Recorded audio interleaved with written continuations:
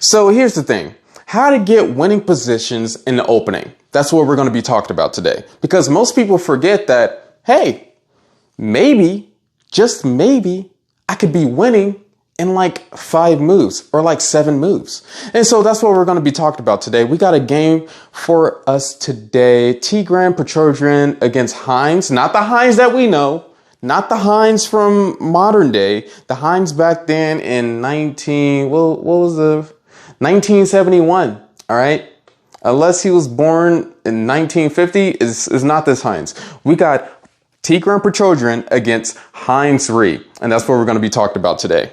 So the first move of the position, we decided to go into the English opening, which is pretty interesting because I wouldn't think that something that was in the 1900s. I mean, I wouldn't think that a game in the 1900s would be going for boring openings. And, you know, it is Tigran Petrosian. And if I remember correctly, he was more of a positional player than an attacker. But anyway, we got C4, E5, Knight C3. After Knight C3, Knight F6. Knight F3, attacking the pawn. So black had to defend the pawn with Knight C6. Like generic boring openings. But this is how you develop pieces. Don't forget that when you're playing the English opening, you develop your pieces like this. You get your knights out and then you fiend kettle your bishop, and maybe black will fiend kettle their bishop, or maybe you'll do moves like D4 and attack this. It's very simple. It's simple chess. If you want to play like a slow paced opening, play the English opening. It'll get you some experience actually reaching the middle game, especially for you beginners who are playing chess right now. Okay, after black decided to defend the pawn on E5, we decided to, as Tigran Petrosian, because we want to be on the winning side, fiend kettle our bishop by doing G3, maybe bishop G2, and etc. Because why not fiend kettle your bishop if you're playing an English opening? That would be like a waste of time if you're not fiend kettling the bishop. I played the English opening pretty much for like a couple years of my career playing chess in high school, right? And I've always fiend kettled the bishop. Why not do so? It's a cool diagonal to be on, especially in this opening when you got the C4 pawn already targeted the D5 square. After G3 was played, we got black playing the move bishop B4. After bishop b4, that's what Heinz played, we got the move knight d5, and then black decided, you know what? I don't like that knight being at d5. It's kind of annoying, and I kind of want to ruin your pawn structure a little bit since we're still in the opening, and you're giving me that opportunity to, so I'm just going to take that knight and just see what you're going to do about it. Like, what is white going to do about it after black takes the knight on d5? Well, Petrosian was like, okay, fine. C takes d5. Who cares about my double pawns? And it's not even bad double pawns. It's not isolated double pawns. It's still together. Like the pawns are still together. Like, why does it matter? And I'm attacking your knight, so I'm getting some type of tempo. After C takes d5, we got the move e4. E4 was played. Blunder. Mistake. The worst thing that black could have done in this position, because black was pretty much suggesting, hey, I don't want to be passive.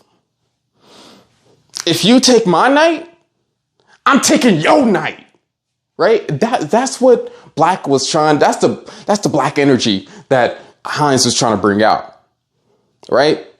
And so Petrosian was like keeping calm, keeping cool, was like, okay, let's see if this works out for you. Let's see what happens after I just take your knight.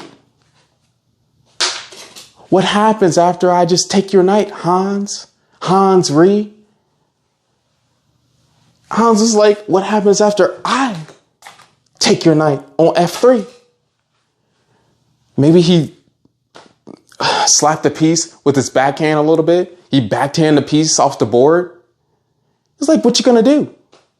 My knight, my pawn is at F3 and your pawn is at C6. If you just take my B7 pawn, I get a bishop on the diagonal and I'm going to be lighting up that long diagonal and maybe attacking this H1 rook. So you can't just play some generic move. And if you just take the pawn back on F3, then I'm just going to take the pawn back with my D pawn and I'm going to ruin your pawn structure. I'm going to have less pawn islands than you, boy. Right? That's the kind of energy that Black was bringing up in this position. But Petrosian is like keeping calm, emotionless. Maybe, hopefully, it'll be a lot more cool if he was emotionless. But the move Queen B3 was played. After Queen B3 was played in this position, White won the game. Black decided to resign because he didn't see that move. They wasn't studying their openings back then for no reason. Why is this the best move of the position? Why does the chess engine give this position to White like 4 points almost? And this is Stockfish chess engine, like Lee chess engine. Not the best one, but this is definitely an advantage for the White pieces. Why so? Can't Black just, I don't know, do moves like F takes E2 or Queen E7? Or D takes C6? Well, let's just take care of the easy ones first. After D takes C6, we got Queen takes B4. We got a free bishop. After F takes E2, bishop takes E2. Let's just go through it right quick. F takes E2, bishop takes E2. We're gonna just move this bishop back. Right there is fine enough. We can take this pawn on B7. Bishop takes, queen takes bishop, and we get a free piece. If rook goes to B8, just to say this move, we can just promote the pawn, take the bishop, have two queens, let Black decide which queen they want to take because one of them is surviving. So that's what happens after that move. We can't just move the bishop as the Black pieces, and we can't just take the pawn as the Black pieces too. We can't just take the pawn on E2. The best response for Black to confuse White if they didn't know what to follow up, what to do after Queen B3, is Queen E7. What happens after Queen E7? We're protecting the bishop, we're attacking the pawn on E2, we're Gucci. Right? Maybe. After this move, White has to move A3. If this bishop moves, we're in the same predicament, taking this pawn, getting a free piece. So, F takes E2, bishop takes E2, and Black has to decide if they either want to move the bishop and let us take the pawn, or if they want to just give away this bishop. This is a weird position though, because this bishop is still at E2, pretty much preventing White to castle.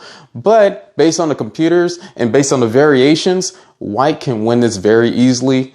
Probably move back with the queen, protect the bishop, castle kingside, or go to king F1. Either way, it's winning for White. So Petrosian kind of called Han's bluff. It was like, don't play with me like that. I'm a champion. Like, who do you think I am? He was a straight G.